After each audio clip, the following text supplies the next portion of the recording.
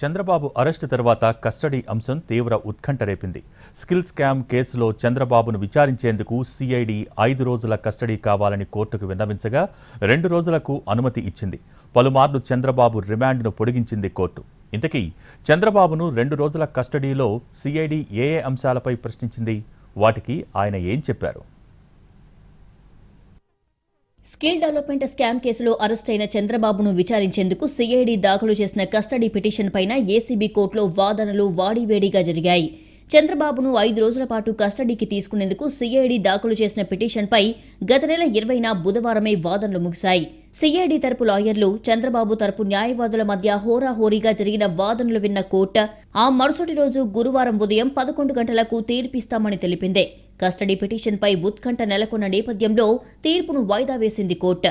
గురువారం ఉదయం 11 గంటలకు ఇవ్వాల్సిన తీర్పును సాయంత్రం 4 గంటలకు వాయిదా వేసింది. చంద్రబాబు తరపు న్యాయవాదులు కోరడంతో సాయంత్రం 4 గంటలకు తీర్పు వెలువరించనున్నట్లు న్యాయమూర్తి తెలిపారు. ఆ తర్వాత తీవ్ర ఉత్కంఠ మధ్య తీర్పును శుక్రవారానికి వాయిదా వేశారు. చంద్రబాబును 2 రోజుల పాటు సిఐడి కస్టడీకి అనుమతిస్తూ గత నెల 22న తీర్పు వెలువరించింది ఏసీబీ కోర్టు. చంద్రబాబును జైల్లోనే విచారిస్తామని కోర్టుకు తెలిపింది సిఐడి. ఉదయం 9 నుంచి సాయంత్రం 5 గంటల్లోపు విచారణ పూర్తి చేయాలని తెలిపారు న్యాయమూర్తి. కస్టడీ తీసుకునే ముందు చంద్రబాబుకు వైద్య పరీక్షలు నిర్వహించాలని, విచారణ సమయంలో గంటకు 5 నిమిషాల పాటు ఆయనకు బ్రేక్ ఇవ్వాలని జడ్జి ఆదేశించారు. విచారణ సమయంలో 1 లేదా 2 న్యాయవాదులను అనుమతిస్తామని చెప్పారు. దీంతో 8 మంది లాయర్ల పేర్లను ఏసీబీ జడ్జికిచ్చారు చంద్రబాబు తరపు న్యాయవాదులు.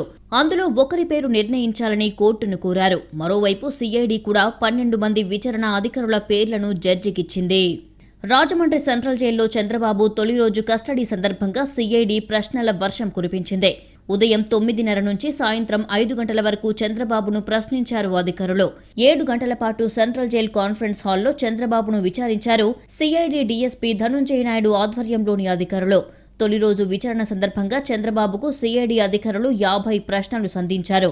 ముఖ్యంగా 3,300 కోట్ల ప్రాజెక్టుగా ఎలా నిర్ణయించారు, సిమెంట్స్ కు తెలియకుండా ఆ కంపెనీ పేరుతో జీవో ఎలా ఇచ్చారు, జీవోకు విరుద్ధంగా ఎలా ఒప్పందం చేశారు, ఆర్థిక శాఖ అభ్యంతరాలు పట్టించుకోకుండా నిధులు విడుదల చేయమని ఎందుకు ఒత్తిడి చేశారు, 13 చోట్ల నోట్ ఫైళ్లపై సంతకాలు చేసి అధికారులపై ఎందుకు ఒత్తిడి తెచ్చారు, డిజైన్ టెక్ కంపెనీకి చేరిన నిధులను తరలించడం గురించి మీకు తెలుసా లాంటి ప్రశ్నలు అధికారులు చంద్రబాబుకు సంధించారు.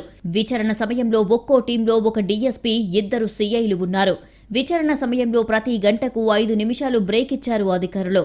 కోర్టు ఆదేశాల ప్రకారం విచారణ అంశాలు బయటికి రాకుండా జైలు అధికారులు భద్రతా చర్యలు తీసుకున్నారు. గత నెల 23, 24 తేదీల్లో మొత్తం 12 గంటల పాటు చంద్రబాబును విచారించారు సిఐడి అధికారులు. 30 అంశాలకు సంబంధించి దాదాపు 120 ప్రశ్నలు అడిగారు.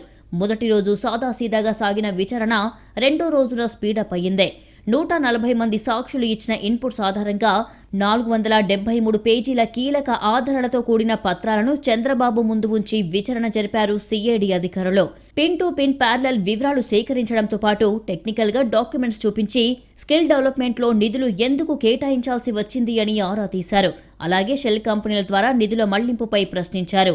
ఊరు పేరు లేని కంపెనీలకు నగదు చెల్లింపులకు గల కారణాలపైన చంద్రబాబుకు ప్రశ్నలు సంధించారు సిఐడి అధికారులు. చంద్రబాబును 2 రోజుల కస్టడీకి మాత్రమే కోర్టు అనుమతి ఇవ్వడంతో మధ్యాహ్నం లంచ్ బ్రేక్ నుంచి విచారణను ముమ్మరం చేశారు సిఐడి అధికారులు. కస్టడీ సమయం ముగిసేలోగా విచారణను కొలిక్కి తెచ్చేందుకు చంద్రబాబుకు ప్రశ్నలపై ప్రశ్నలు వేశారు. స్కిల్ సెంటర్స్ ఏర్పాటు సమయంలో ఇచ్చిన ఇన్వాయిస్ల ఆధారంగా క్వశ్చన్స్ వేశారు విచారణ అధికారులు. ఇన్వాయిస్ల సాయంతో జరిగిన నగదు లావాదేవీలపై, స్కిల్ సెంటర్ల కోసం కొన్ని పరికరాల బడ్జెట్ గురించి ఆరా తీశారు. అలాగే స్కిల్ సెంటర్లు ప్రపోజల్స్ దశలో ఉండగానే నిర్ణయాలు తీసుకోవడంపై, నిధుల విడుదలకు సంబంధించిన పత్రాల్లో స్పష్టత లేకపోవడంపై, 2018కి ముందు ఆ తర్వాత షెల్ కంపెనీల ఆదాయంలో తేడా చూపించే ఆర్ఓసీల పరిశీలన అంశాలపైన ప్రశ్నలు వేశారు. 2 రోజుల విచారణ మొత్తం వీడియో రికార్డింగ్ చేశారు.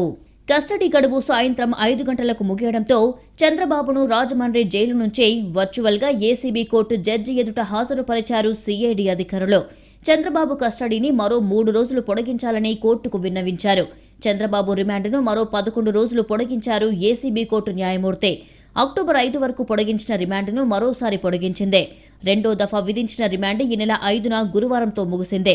దీంతో జైలు అధికారులు చంద్రబాబును వర్చువల్గా జడ్జి ఎదుట హాజరుపరిచారు. మరోవైపు జ్యుడిషియల్ రిమాండ్ పొడిగించాలంటూ ఏసీబీ కోర్టులో సీఐడీ మెమో దాఖలు చేసింది. దీన్ని పరిగణలోకి తీసుకున్న కోర్టు చంద్రబాబు జ్యుడిషియల్ రిమాండ్ను మరో 2 వారాల పాటు పొడిగిస్తూ ఆదేశాలు జారీ చేసింది. ఈ నెల 19 వరకు చంద్రబాబు రిమాండ్ కొనసాగనుంది. రాజమండ్రి సెంట్రల్ జైల్లో రిమాండ్ ఖైదీగా ఉన్న చంద్రబాబుతో ఇప్పటి వరకు 3 సార్లు ములాఖతయ్యారు ఆయన కుటుంబ సభ్యులు. ఈ నెల 6న భువనేశ్వరి, లోకేష్, బ్రాహ్మణులు జైలుకు వెళ్లి చంద్రబాబుతో 45 నిమిషాల పాటు మాట్లాడారు. గత నెల 25న భువనేశ్వరి, బ్రాహ్మణితో పాటు అచ్చెన్నాయుడు కూడా వెళ్లి ములాఖతయ్యారు.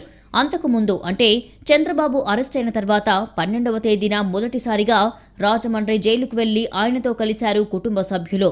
అప్పుడు కూడా భువనేశ్వరి, లోకేష్, బ్రాహ్మణులు 45 నిమిషాలు చంద్రబాబుతో ములాఖతయ్యారు.